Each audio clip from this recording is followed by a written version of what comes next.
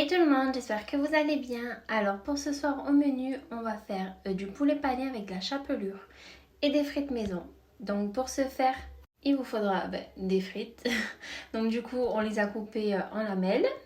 Donc je vais vous montrer comment je fais. Comme ça, vous aurez un petit visuel. Donc voilà, là je les coupe un peu épaisses. On préfère quand c'est un peu plus épais que trop fine. Donc voilà. Ensuite, ma mère s'occupe du lavage, donc du coup, on les lave, on les rince bien comme il faut. Et ensuite, c'est parti pour les mettre dans de l'huile. Mais avant, bien sûr, on les laisse égoutter, hein, parce que l'eau et l'huile, vous savez, c'est pas un bon mélange du tout, donc faut faire attention. Donc là, j'ai mon blanc de poulet, donc je vais enlever tout ce qui est nerfs, etc. Je vais les mettre de côté et je vais faire ça pour tout le blanc de poulet. Ensuite, du coup, je prends mon blanc de poulet après avoir fait ça. Je le mets dans une boîte, comme sur la vidéo.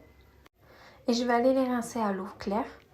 Et ensuite, je vais mettre du sel et du citron. Et je vais les laisser reposer un peu. Comme ça enlève vraiment toutes les bactéries, etc. Pensez vraiment à nettoyer vos viandes à chaque fois. N'importe quelle que soit la viande. Parce que vraiment, c'est rempli de bactéries. Et c'est bien de mettre un petit coup de propre, quoi. Après avoir laissé reposer, on va venir rincer du coup. Et essorer. Ensuite, du coup, je reprends mon blanc de poulet, je l'étale sur une planche à découper.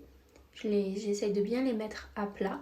Ensuite, je mets du papier sulfu par-dessus et je tape avec. Du coup, j'avais que ça, j'avais qu'une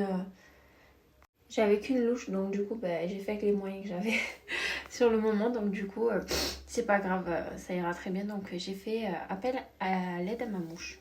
Ah bah, laissez tomber, je crois que je suis fatiguée là, je vais pas y arriver. Et je suis désolée, vraiment, je renifle, etc. C'est que j'ai des allergies, je fais qu'éternuer et du coup, voilà. Donc voilà, excusez-moi encore. Du coup, je retourne ma viande de l'autre côté et je vais faire exactement pareil. En fait, ça permet de casser les fibres à l'intérieur, etc. Comme ça, la viande est plus tendre. Et du coup, vous faites pareil avec toute la quantité de viande et après, vous le réservez à côté. Donc voilà, là, ma viande est comme ceci ensuite. Donc maintenant, je vais commencer à préparer le reste. Du coup, dans une assiette plate de préférence, ce sera plus facile. Vous mettez du coup de la chapelure. Donc ma mère a cassé 5 œufs. Après, vous faites vraiment en fonction de la quantité de ce que vous avez. Ne mettez pas trop d'œufs d'un coup, comme ça vous pouvez en rajouter au fur et à mesure, comme ça ne fera pas de gâchis. Donc là, on a mis, elle a mis 5 œufs, du sel, du poivre et de l'ail, il me semble. Ensuite, elle a fait chauffer une poêle du coup avec de l'huile.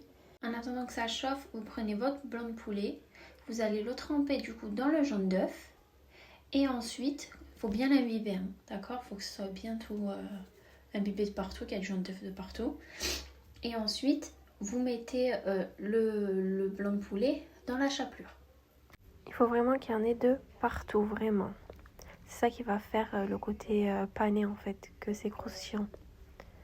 Alors soit vous le posez directement dans la poêle si elle est assez chaude, mais là elle n'était pas assez chaude, donc du coup on l'a mis dans une assiette en attendant que la poêle chauffe tout simplement.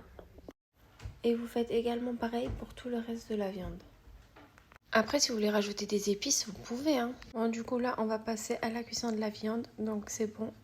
L'huile est chaude, donc on a mis la viande dedans. Il ne faut pas que ce soit trop fort parce qu'il faut que ça cuise et pas que ça crame. Du coup, entre-temps, on s'occupe aussi des frites. Donc du coup, là, on les a bien essorées. Il n'y avait pas d'eau sur les frites. Comme ça, on évite tout risque. Hein, parce que huile et eau, ça va être pas bon mélange. Donc voilà, c'est pour ça aussi, on n'a pas mis le feu trop fort. Et maintenant, on attend que ça cuise. Vous voyez sur les rebords, en fait, ça a commencé à cuire en fait. Donc du coup, là, c'est un signe pour que vous puissiez les retourner. Pour les premières, si vous ne savez pas si c'est vraiment cuit ou pas, pensez à couper la viande un petit peu pour regarder à l'intérieur si c'est rose ou si c'est blanc. Vous voyez comme sur la vidéo. Regardez là, j'ai coupé, j'ai regardé.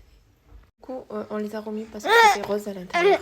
Une fois que la viande est cuite, vous la sortez et vous la mettez dans une assiette avec du papier essuie-tout. Comme ça, toute la graisse va partir et ça sera moins gras.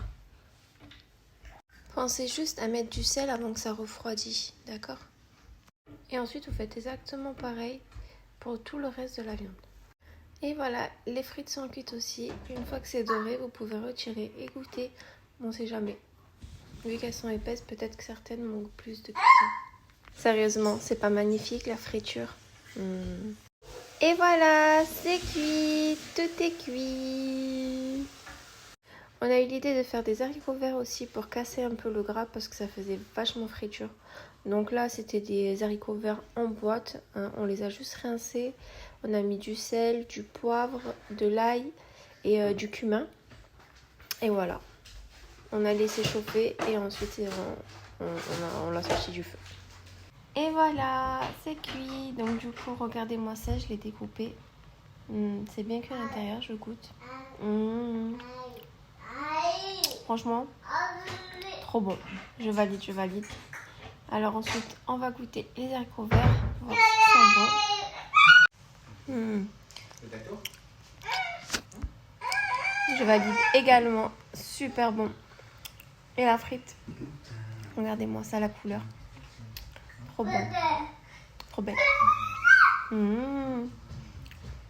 Franchement, c'est top. Trop, trop bon. Je valide, je valide. Si vous refaites ce repas, n'hésitez pas à me dire en commentaire ce que vous en avez pensé. Et sur ce, ciao, ciao!